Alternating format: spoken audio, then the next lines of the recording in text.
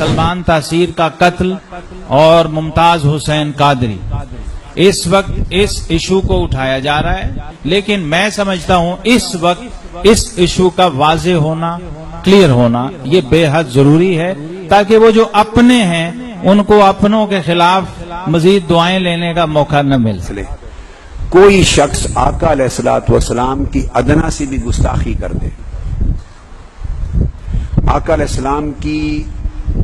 ذاتی مبارک زندگی کی پسند کو جانتے ہوئے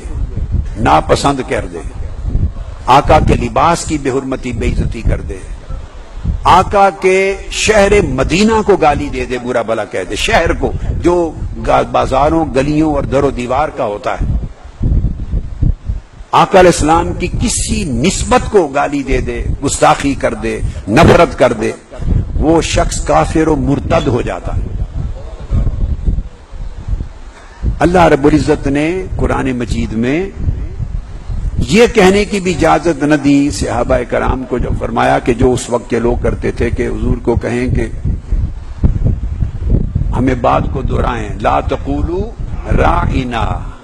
راعنا بھی نہ کہنے کی اجازت دی، حالانکہ راعنا کے لفظ میں اٹ سیلف گستاخی نہ تھی، مگر گستاخ ارادہ باطل کے ساتھ یہ لفظ بولتے تھے اور اس کو لہجہ اس طرح اڈاپٹ کرتے تھے کہ گستاخی کا ایک معنی نکلتا تھا، تو قرآن مجید نے اس کو منع فرما دیا، اس کو منع فرما دیا۔ اور جو منافق گستاخی کرتے اور آقا علیہ السلام کے خلاف زہر اگلتے، ان کو قتلوا تقتیلا، سختی کے ساتھ قتل کر کے کچل دو، ختم کر دو، حکم آیا۔ ادنا گستاخی بھی آقا علیہ السلام کی قبول نہیں ہے، آدمی کافر و مرتد ہوتا ہے، کوئی چیز بھی نہیں رہتی، ایمان جل جاتا ہے۔ یہ کلمہ حق ہے، یہ عقیدہ حق ہے۔ میں ایسے بہت سے، میں نے آپ کو ایک واقعہ خود سنا دیا کہ وہ مجھے اس طرح کی بات کر دی میرے بارے میں، مثلا ہمیشہ جو خواب کی بات آپ نے پوچھی تھی کہ اس کو یہ کہہ دیا کہ ایسی چیزیں اس کے اندر شامل کر دی جو زندگی میں کبھی کہیں بھی نہیں، حالانکہ خواب کا معاملہ جدا ہوتا ہے واقعہ سے، مگر کہیں نہیں۔ بے شمار ایسے جملے میں نے زندگی میں علماء سے سنے ہیں جو میری طرف منسوب کیے،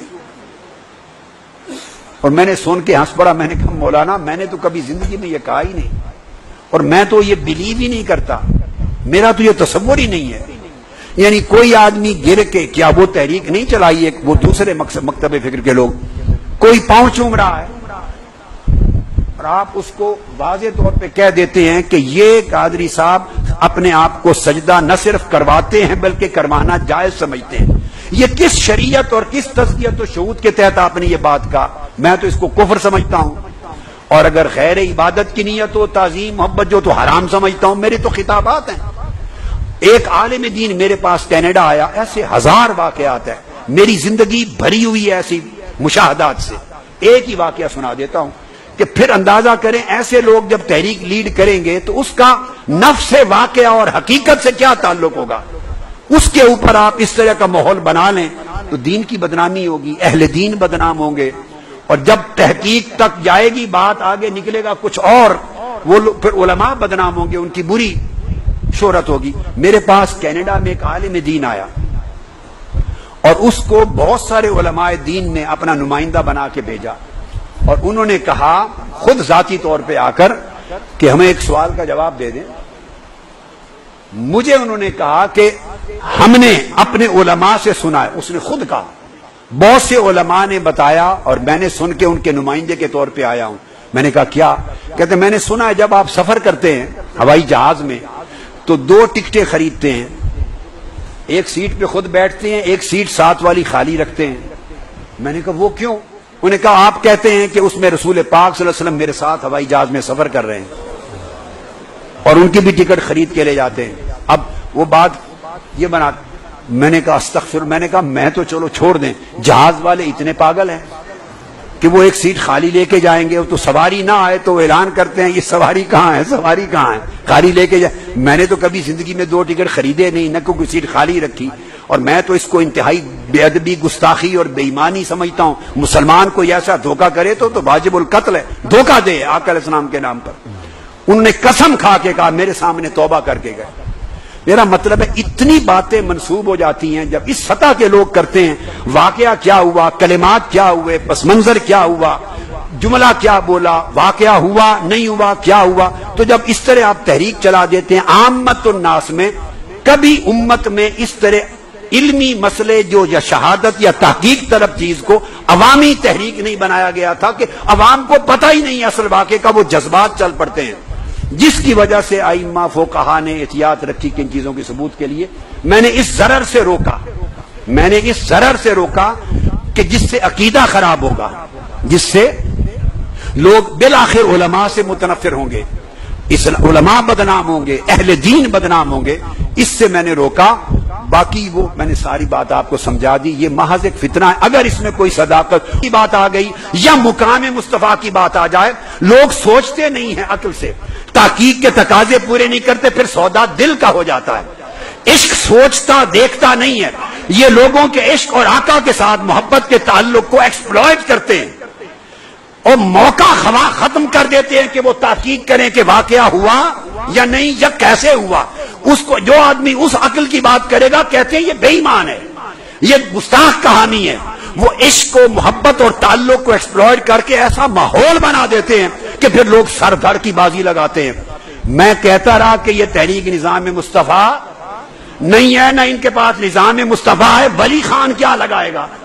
نورانی صاحب نے تو وزیر اعظم نہیں بننا، پھر تحریک نظام مصطفیٰ بنی اور نظام مصطفیٰ کی تحریک کے سربراہ مفتی محمود صاحب بنے، جن پہ فتوے بھی لگاتے تھے وہ اس کے بنے۔ جب عوامی بن گئی اور اس کو پھر استعمال کیا، وہ جب نظام مصطفیٰ بن گیا، الٹیمیٹلی جب تحریک عروج پہ پہنچی، 6 مہینے قربانیاں دی، لوگوں کے خون بہے، 6 مہینے جب قربانیوں کی حد ہو گئی تو رات کو جنرل ضیاء الحق نے عزیز ہم وطنوں آ کے کر دیا، پھر گھر بیٹھ گئے۔